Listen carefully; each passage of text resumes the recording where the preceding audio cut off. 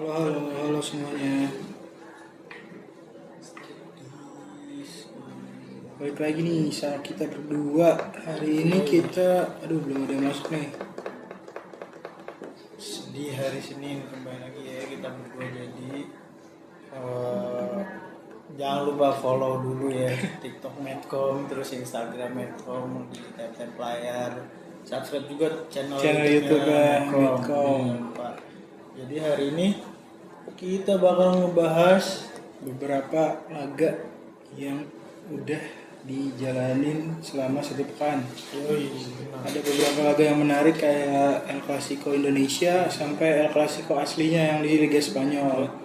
Ada juga kita bakal ngebahas atlet pembalap muda asal Indonesia yang lagi berlaga di Moto3 2026. benar Yaitu ada Veda Ega Pratama yang kemarin berhasil finish posisi 4 di Moto3 Prancis sirkuit Le Mans. Paling dari awal-awal mungkin kita bahas di Liga Indonesia dulu, Liga lokal. Kemarin ada pertandingan yang selalu rame kalau misalnya Liga Indonesia bergulir. benar Ada rivalitas antara Persija Jakarta versus Persib Bandung atau bisa disebut El Clasico Indonesia. Derby klasik kemarin itu dimenangkan oleh Persib Bandung dengan skor 2-1. Itu gimana nih lu kemarin nonton nggak Persija? Iya, gue kalau lihat dari segi permainan sih emang Persib sih tetap unggul dari segi efektivitas ya. Cuma Persija pun juga nggak yang tinggal diem aja gitu. Karena di beberapa menit juga gue lihat ada beberapa peluang yang emang diciptain sama Persija cuma belum bisa bobol gawang Persib gitu. Ini juga termasuk laga yang cepet ya. Iya. Di babak pertama udah ada 3 gol gitu karena yang pertama kan yang unggul itu kan Persija ya. Benar. Persija itu lewat Aladin ya, dia Benar. gocek 2 pemain masuk nusuk ke dalam kotak penalti terus nendang secara kencang yang nggak bisa ditepis sama Teja Pakualam. Benar. Sebenarnya Persija kemarin karena gue nonton ya, gue nonton dari awal tuh sebenarnya Persija yang lebih tampil menekan ya. Cuma emang pertahanan dari Persib ini solid banget. Andre Ujung juga itu solid banget di belakang. Barba segala macem itu benar-benar ngerepotin lini serangnya Persija. Terlihat dari beberapa kali Alano itu gagal ciptain gol walaupun dapat peluang di depan gawang. Itu tapi ya di menit 20 akhirnya mecah kebuntuan lewat Aladin. Tapi setelah itu mimpi buruk Persija tuh. Soalnya ada Malis 8 menit kemudian berhasil cetak gol. Habis itu gak lama itu unggul lagi lewat umpan lambung dari Tom Haye yang bagus. Terus ada Malisnya juga lolos dari posisi offside gitu. Ini juga yang gue lihat ya, selain emang Persib yang punya skuadnya bagus gitu. Ini yang gue lihat juga dari matchnya ada Malisnya juga punya inisiatif yang bagus juga ya, maksudnya nge-press dan proses kurang lebih 2 golnya pun yang gue lihat ada inisiatif dari ada Malis yang mau pressing gitu ke pertahanan Persija gitu. Bahkan di menit gol kedua pun itu udah one on one lawan Donitri kan itu hampir kalau seandainya aja Donitri nge-foul itu bisa kartu merah karena udah terakhir gitu. Jadi emang ya selain Persib memang punya squad yang bagus dan dari segi penyerang pun efektif gitu, tapi dari skill individualnya pun ya ada Malis harus kita apresiasi juga karena itu proses golnya pun bukan dari segi open play gitu, dari inisiatif individu yang emang dia mau ngelakuin pressing ke pertahanan Persija gitu. Dan yang lebih menariknya ini yang ngegolin yaitu kan ada Malis dua-duanya itu bekas dari Akademi Persija, jadi lumayan agak nyelekit juga nih mungkin bagi fans Persija karena digolin sama pemain akademi sendiri gitu. Tapi menurut gue ini buat catatan Persija ke depannya sih, mungkin kan lagi banyak nih tagar-tagar di sosial media kayak ganti Mauricio Souza, Ganti pelatih. stop main Brazil-Brazilan gitu kan, karena yang kita tahu skuad Persija musim ini penuh banget sama pemain-pemain dari Brazil. Cuma menurut gua emang sebenarnya taktiknya aja sih yang kurang maksimal. Dia kurang bisa maksimalin pemain-pemain bintang dari Brazil ini, walaupun padahal pemain Brazilnya tuh bukan Brazil yang ecek-ecek gitu. Ya maksudnya dari kualitas nggak separah itu lah ya. Iya. Nggak seburuk itu. Kan bisa dibilang harusnya musim ini Persija pembeliannya paling mahal ini. Oh, dibanding Persija musim-musim sebelumnya gitu ya. Tapi ya hasilnya kurang maksimal. Ya kayak yang kita tahu Gustavo Franca yang awalnya perkenalannya di Persija udah Betawi banget, pakai segala macam atribut-atribut Betawi. Sampai tengah musim akhirnya pindah karena nggak bisa dimaksimalin sama Mauricio Souza. Dia pindah ke Arema Malang, malah jadi bersinar gitu. Bareng sama Arema dia Gustavo Franca ini bisa maksimal. Jadi bisa disimpulin kan berarti kurang bisa memanfaatkan pemain-pemain tersebut gitu dari Mauricio-nya. Gue juga setuju sih musim depan, gue sebagai Jackmania juga setuju kalau misalnya musim depan ini pelatihnya diganti gitu. Berarti emang dari kualitas pelatih pun ngaruh ya? Ngaruh. Strateginya soalnya nggak masuk menurut gue. Oke. Terus kalau Persib gimana lo menurut gue? Persib kemarin tuh Levin Kurzawa cedera tuh, baru main babak kedua. Sayang banget ya maksudnya itu kan pembelian yang rame banget tuh waktu itu kan. Tapi emang pembelian yang riskan sih waktu itu, soalnya kan si Kurzawanya cedera mulu kan. Oh iya, kaki kaca gitu. Ah. Injury prone ya.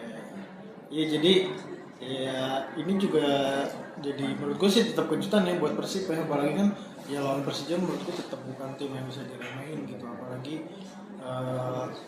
dari segala kemelut maksudnya ke konflik-konflik stadion gitu sampai dipindahin ke Sekiri Iya, ke Samarinda. Iya, itu juga bagian dari keberuntungan Persib juga menurut gua gitu, maksudnya tetap sebuah keberuntungan gitu ini menang Karena nggak bisa menghidupan pendukung langsung gitu. Iya benar, itu juga itu jadi ya salah satu faktor good luck maksudnya luck yang bagus lah maksudnya buat Persib juga kan. Borneo pun juga lagi ngintilin gitu maksudnya. Jadi tapi kemarin gara-gara kemarin Persib menang beda 3 poin lagi. Benar. Tadinya kan sama Borneo. Karena Borneo belum main kalau sekarang. Masih sisa. Dua-duanya tuh masih sisa punya Borneo berarti 3, Persib 2 laga lagi ya. Betul. Kalau Borneo tuh baru main hari ini, nanti lawan Bali. Iya, lawan Bali United tuh. Nanti itu malam. Jadi ini juga harusnya Bali pun juga bukan tim yang ini ya, yang mudah gitu, karena dia ada di papan tengah juga. Ya ini juga salah satu ujian buat Borneo juga. Buat terus ngintilin Persib.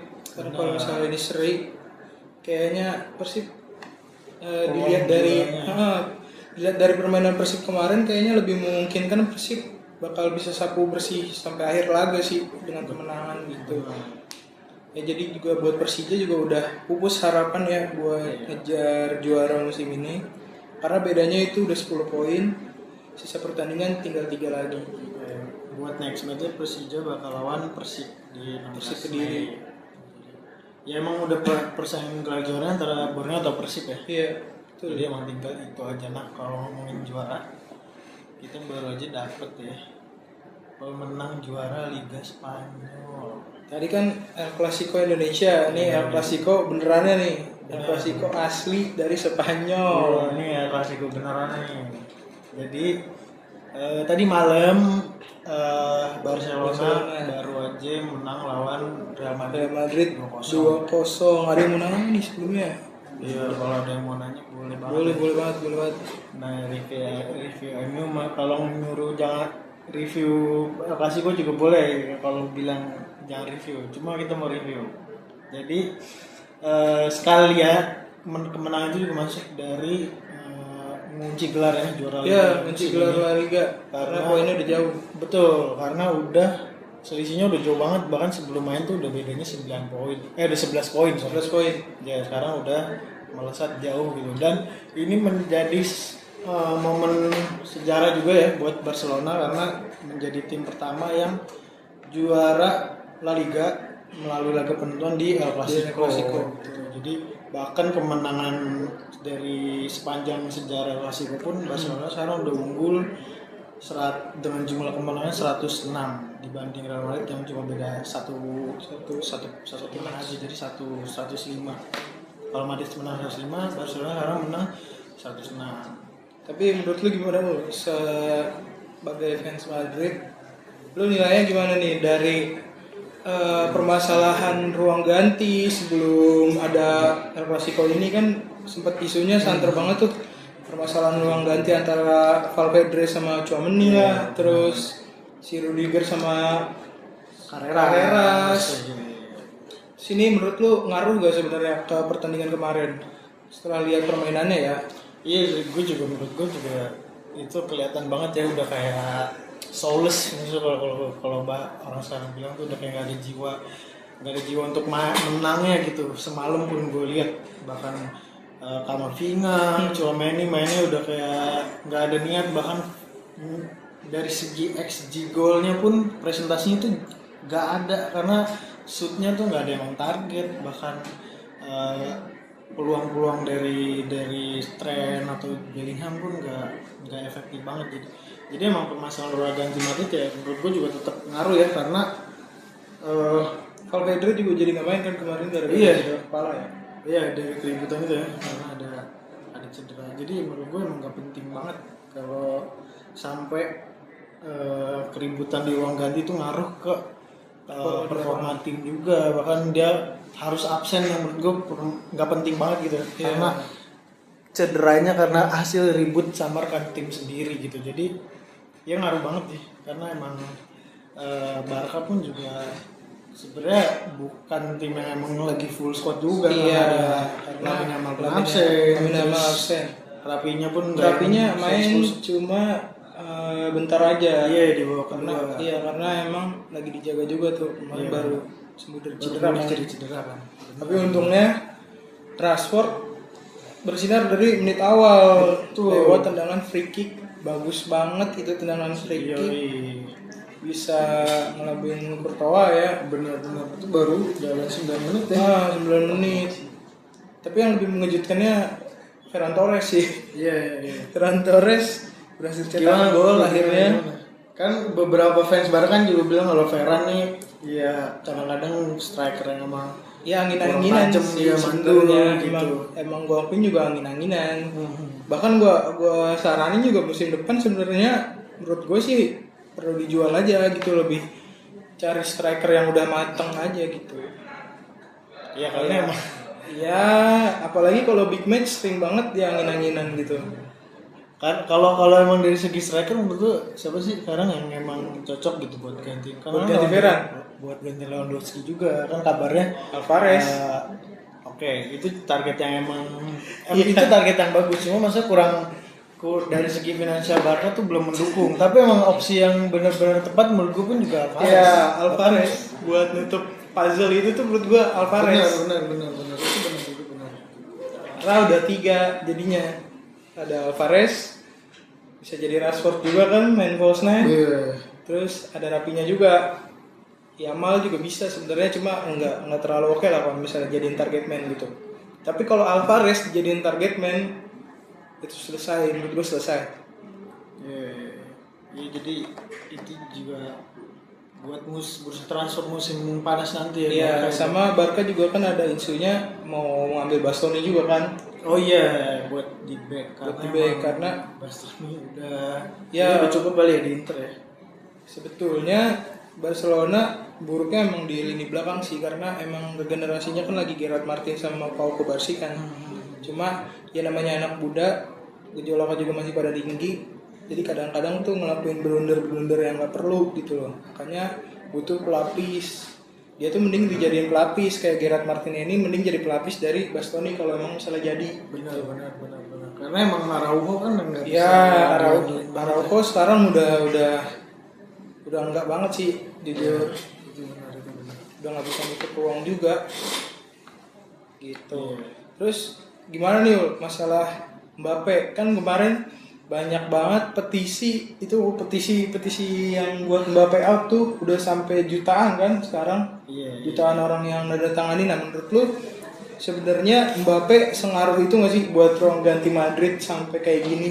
Itu kan udah bisa dilihat dari Xabi juga kan. Sempat ada isunya dia clash sama Xabi, akhirnya Xabinya yang keluar. Sekarang kayak gini lagi, dia clash juga kan sebenarnya sama Arbeloa segala macem. Ya menurut lu gimana Bu? Iya, kalau menurut gue sih Mbappe sebenarnya nggak ada masalah ya. Yang jadi masalah menurut gue buat Mbappe itu dia nggak bisa gantiin atau beradaptasi sebagai perannya Benzema gitu, sebagai pengganti. Karena ya buat sekarang gue tuh pernah baca misalnya di dalam sebuah tim tuh pasti ada technical leadernya di setiap di pertandingan gitu. Di musim lalu tuh technical leadernya bisa kita bilang ya Vini lah, karena emang bukan musim lalu, 2023 sebelum Mbappe datang gitu. Karena itu masih ada Joselu dan itu Bellingham baru datang yang juara UCL juga itu. Modric. Iya, tapi itu juga disupport sama Modric sama Kroos yang emang pemain seniornya, leadershipnya juga ngebantu gitu. Sekarang ya mereka juga udah cabut, jadinya Nggak ada sosok itu ya? iya. Jadi emang masih dari segi kedewasaannya pun nggak dapet gitu Madrid, karena ya Carvajal kalau kita lihat buat dari jadi leader yang nggak bisa dinilai lah, karena dari kelakuannya pun kelihatan. Menurut gue pribadi ada beberapa hal yang nggak bisa diomongin, cuma nggak cocok lah mesti cari jadi leader gitu. Bahkan Valverde pun ngeliat keributan kemarin tuh ya dia mungkin oke lah jadi pemain, fighting spiritnya oke gitu, daya juangnya tinggi, bahkan mulai bisa mencairkan permainan gitu di lini tengah gitu.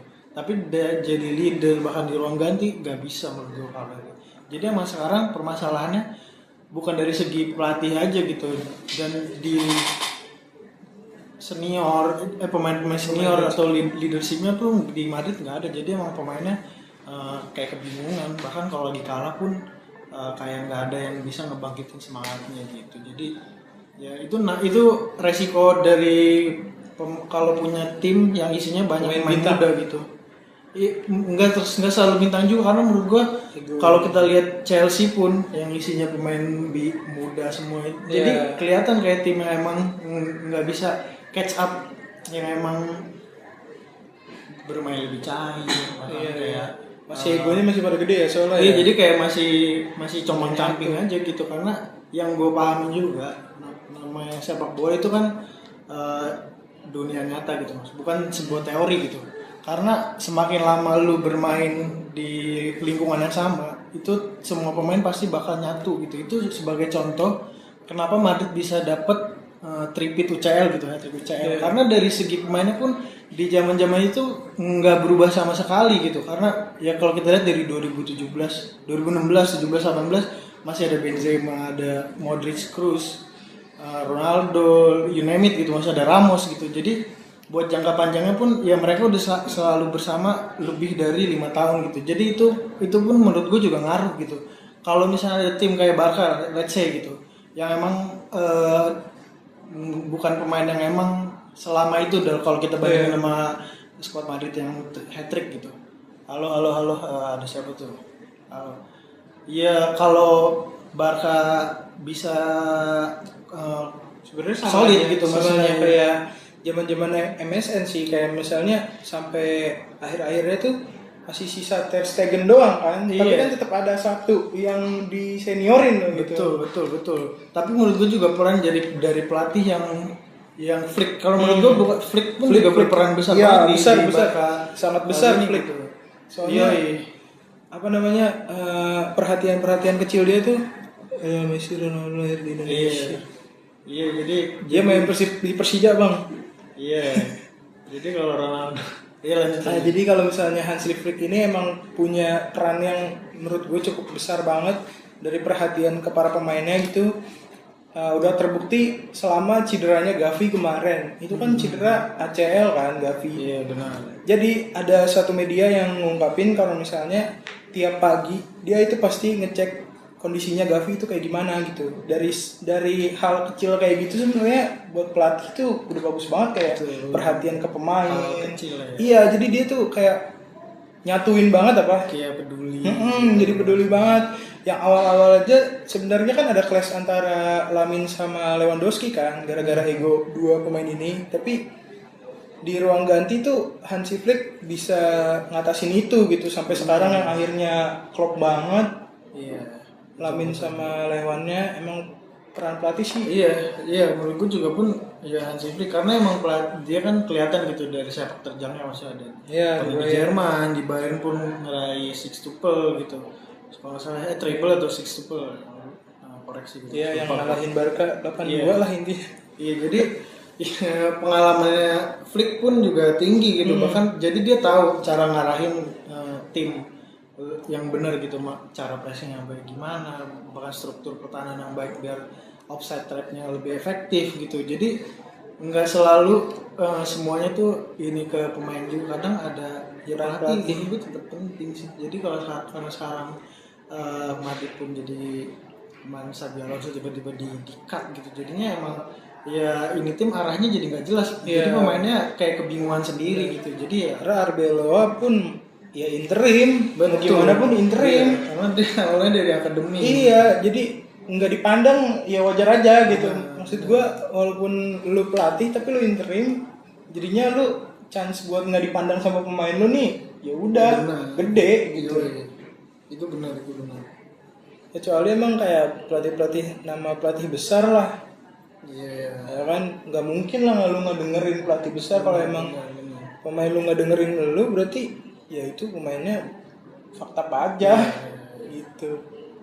Jadi itu ya maksudnya permasalahan Madrid bahkan dibanding Barcelona ya tetap menurut gue tuh perbandingannya sih jauh lebih bagus penanganan skuadnya Barcelona sih gitu. Soalnya lagi kacau banget kan belakangan ini, benar-benar bertubi-tubi itu.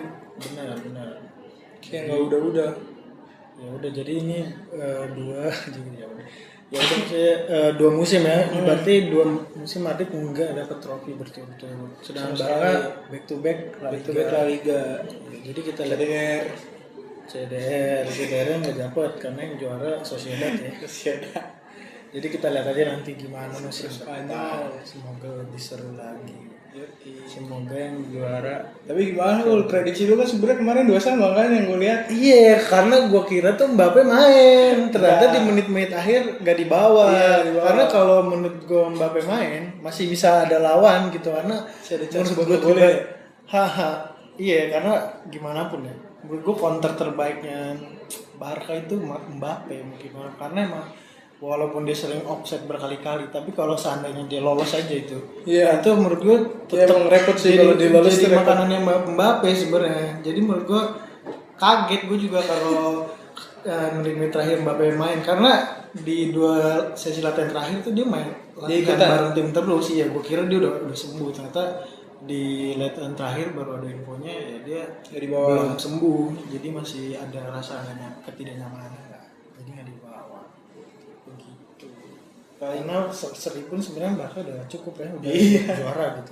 Emang harus menang kalau mau nunda tuh kemarin. Iya. Madridnya harus menang. Bener. Mau nunda ya bukan ngegagal. Iya. Karena mau gimana pun kalau menang di match berikutnya Barca menang ya udah. Ya udah sama aja. Tuh. Itu jadi itu ya cukup panjang tuh. Iya, daging panjang enggak daging tuh. Siapa tadi yang nanya Persib? Kalau Ronaldo lahir di Indonesia sama Messi mainnya buat Persib emang iya. Iya Ronaldo di Persib, Messi Persija dah.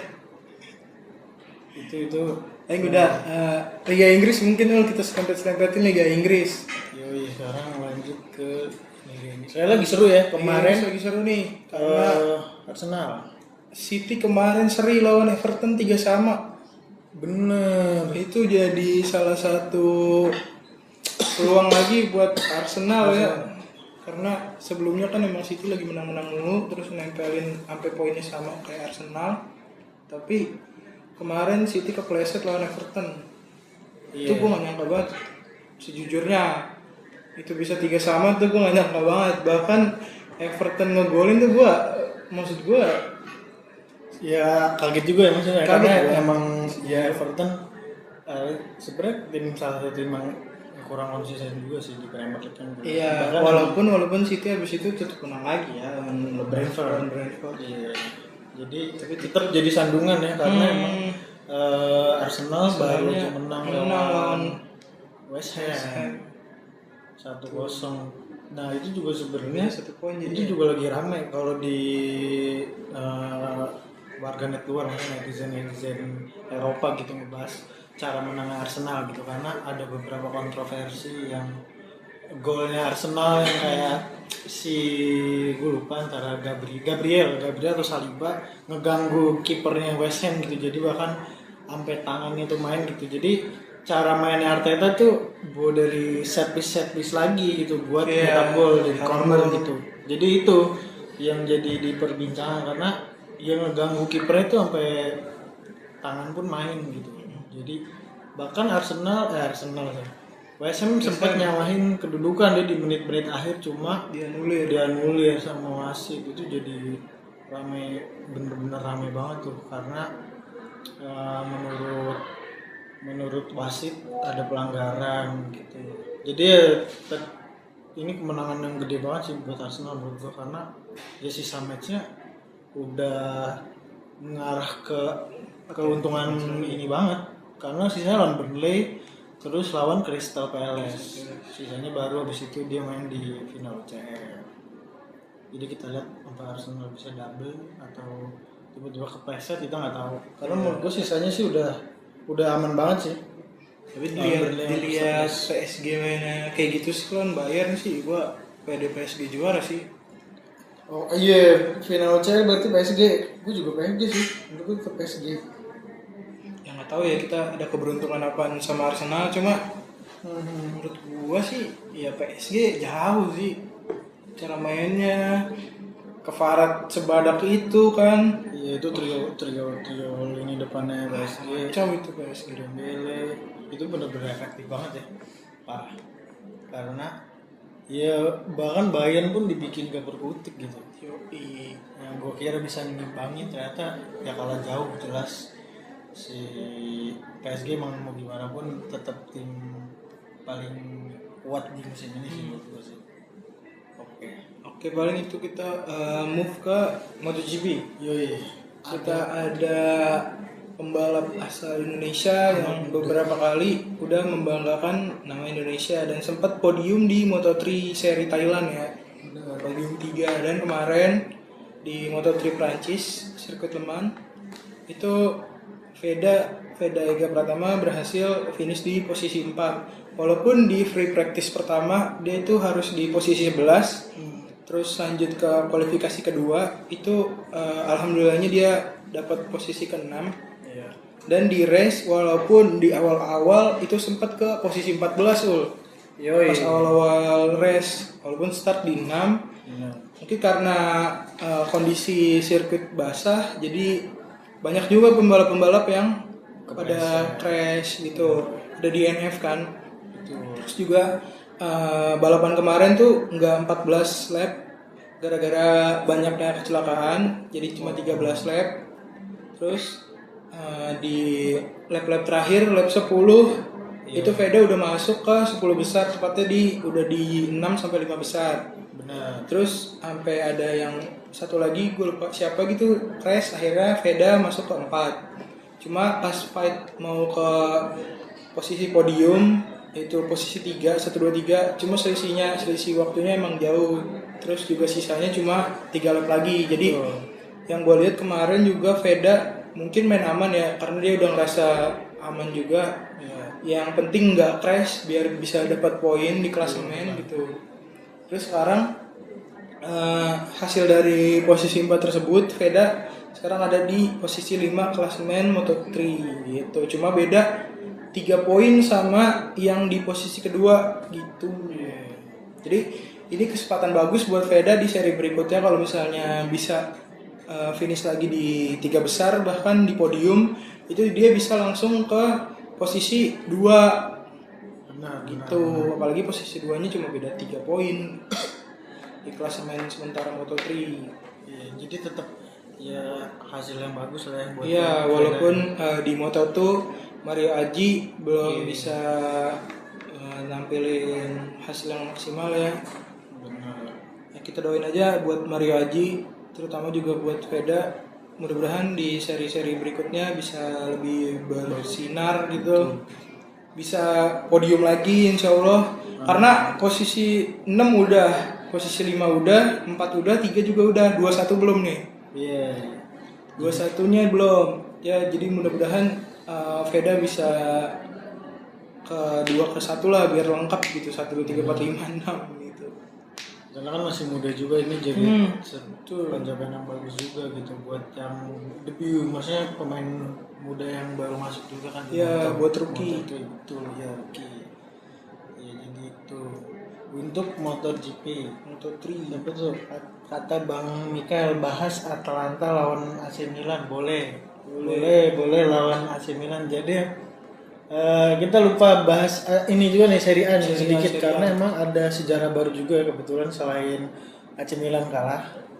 Jadi ada Como yang tim punya Jarum ya. iya punya Indonesia Tim ya. Indonesia punya almarhum Pak Jarum. Ya itu sekarang udah dipegang sama tangan kanannya Pak Pak Wijaya Sularso gitu. Iya itu. Jadi dia baru menang 1-0 lawan Hellas Verona. Karena Jadi posisi keberapa tuh? jadi udah dipastiin main di Eropa mau itu entah UCL. iya Conference League, atau UCL karena UCL pun sebenarnya masih kebuka gitu peluangnya karena AC Milan baru kepleset, Juventus juga sempat kepleset draw, cuma akhirnya bisa ngebalikin keadaan menang 1-0 lah lawan Oh Leicester. ini sama kayak Roma, Milan. Iya, jadi mepet-mepet banget nih karena udah match day 36 juga, tinggal 2 match lagi. Iya, karena sampai 38. Jadi persaingan Liga Eropa masih ketat sih, yang udah dipastikan lolos kan ada Inter sama Napoli. Inter udah juara. Benar. Nah, karena ada 2 spot nih antara Juventus, Milan, Roma sama Como. Gitu. Jadi Kemarin Milan itu tiba-tiba kalah ya. iya, jadi Milan di babak pertama itu udah ketinggalan 3-0 ya. Karena karena di menit-menit awal itu benar-benar lini pertahanan benar berbolong banget ya. Karena menit 7 udah kebobolan, dibalas lagi menit 29, disusul menit 52 gitu. Itu babak pertamanya udah 3-0 gitu loh. Ini udah jadi catatan khusus sih harusnya buat lini pertahanan Milan. Oh iya, benar. Apalagi ini udah kekalahan yang memang tren negatifnya benar-benar berlanjut banget karena sebelumnya Milan kalah lawan Sassuolo gitu. Itu benar, itu karena ada kartu merah juga lah si Tomori gitu. Jadi belum menang 3 pertandingan terakhir nih. benar, karena lawan Juventus dia diserang. Ya, jadi ini catatan buat Milan. Mungkin dari segi squad kalau bisa dibilang udah cukup oke ya, karena ada Pulisic, ada Modric juga, ada kemarin Modric gara-gara Modric cedera. Iya, jadi gara-gara Modric gak main itu lumayan ngaruh banget sih buat lini tengahnya. Iya, lini tengahnya jadi kayak nggak jalan gitu. Iya. Buat ngalirin bola ke depannya kayak susah banget. Jadi kehilangan Modric ya itu jadi PR berat juga sih emang buat Allegri ya, karena jadinya lini tengahnya permainannya kurang cair banget, aliran bolanya pun nggak selancar pas ada Modric gitu. Perannya si Rabiot terus sama si siapa nih pas di lini tengahnya lawan Atlanta gitu bahkan jadinya bolong mulu gitu. Jadi kelihatan emang ada gap yang emang jauh banget kalau misalnya Modric yang nggak main gitu, karena ya ada Ricci, ada Loftus-Cheek, Salamakers juga belum bisa yang emang ngimbangin banget gitu, karena ya buat nge-support lini depannya pun kurang karena Leo juga beberapa kali juga udah Iya. nurun banget. Leo emang performanya turun banget sih dari semenjak pindah ke AC Milan, bahkan itu udah nggak setajam dulu gitu, udah nggak bisa jadi kayak udah nggak bisa jadi target man, Iya. megang bolanya kayak berat banget gitu. Iya. Jadi kalau buat ngecek kodam kita nggak nanya cek kodam ya, nggak ada cek kodam. Kita ngecek hasil juara La Liga karena Madrid nggak juara ya. Buat koreksi tadi, sorry yang pemilik Como almarhum Pak Bambang ya, Pak Bambang Como sekarang dipegang sama Pak Mirwan Suwarso buat ganti posisinya. Ini jadi sejarah juga nih buat Fabregas ya, langsung ngelatih, langsung bisa tembus UEL, itu udah gila banget. Itu udah bagus banget karena sebelumnya dia main di Serie D, bukan Iya. promosi, jadi emang perjalanan Seri kalau D, promosi lagi, sampai sekarang tiba-tiba di papan atas klasemen kan. Yoi. Jadi buat tim fans lokal yang di sana pasti bakal ini banget yang ngerasa emosionalnya. Venezuela juga balik lagi kan ke Serie A soalnya. Iya, dia promosi. Jesus. Sebelumnya balik lagi ke Serie A, itu perayaannya sih unik sih. Jadi dia pada tau gak lu yang pas jadi ada danau gitu. Iya. Dia ngerayain perayaan promosi ke Serie A-nya itu di atas danau, naik perahu-perahu gitu ngibarin bendera, itu keren banget sih buat gua. Oh, Paradenya itu di atas danau gitu, di atas sungai. Iya, itu ciri khasnya ini. Iya, ciri khasnya Venezuela karena kan negaranya kecil kan, bukan negara sih, kotanya kecil. Daerahnya. Iya, kotanya kecil banget. Dan itu di perairan gitu, itu keren banget sih menurut gua. Oke, jadi yang mau nanya ada nggak nih sebelum kita closing? Karena sebelum itu gue ngingetin lagi jangan lupa ya follow TikTok Medcom, Ke Instagram Medcom, gitu ya, Medcom. subscribe juga channel YouTube-nya karena bakal ada berita-berita bagus yang kita sajiin gitu. Ya, yang tayang setiap pastinya, harinya. Terus betul. juga, ayo ada yang mau nanya lagi nih. Iya, kalau yang cek kodam nggak ada ya, nggak ada nanya cek kodam ya karena kita bukan bukan dukun. Jadi Kalau prediksi boleh. ya kalau prediksi bola boleh, kalau prediksi bola karena kalau bola itu kan Ya masih bisa diprediksi lah. masih bisa diprediksi. Iya. Kalau kodam kita nggak kenal kodam. Nah kalau mau tahu ketemu kita lagi pokoknya hari Senin. Tiap hari Senin. Kita bakal selalu review mau nanti timnas main mau nanti Bakal ada juga kan Piala Asia yang datang tapi 2027 iya, sih. AFF nanti ada AFF. AFF ada. Iya nanti MU kalah, MU Madrid kalah, siapa lagi tuh City kalah, semuanya kita bahas di sini sih. City kalah, Arsenal kita juga nungguin Arsenal kalah ya. Saya nungguin Arsenal kalah. Enggak, kita doain selalu Arsenal selalu konsisten. Emang kenapa Arsenal Kita kalah? doain selalu tim Masa yang didoain doain Arsenal yang nggak baik ya, kita nggak boleh. Kita harus doain semoga lawannya Arsenal menang.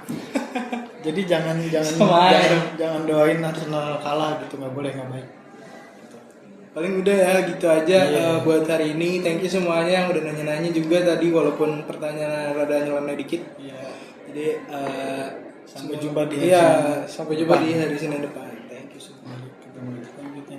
Thank you. Thank you.